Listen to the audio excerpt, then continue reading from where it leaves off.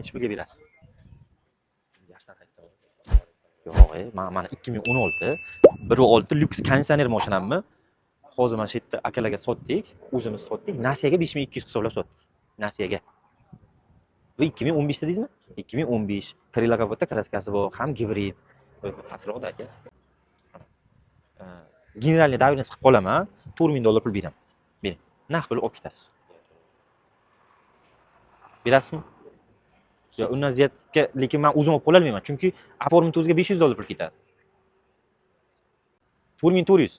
Yaxshilab qo'ydim mana bo'ladi. Aka 4300 ga bersangiz ham olmayman. 4400 ga bering. Keyin 4300 ga bersangiz ham olmayman. Bering 4400. Barakam? Baraka.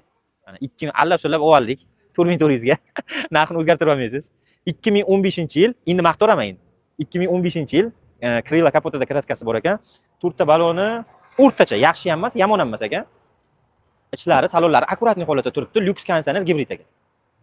Narxi $4400 bo'ldi. Sizlarning guvohliklaringda ochiq savdo, hech qanaqa hiyla ishlatilgan joyi yo'q.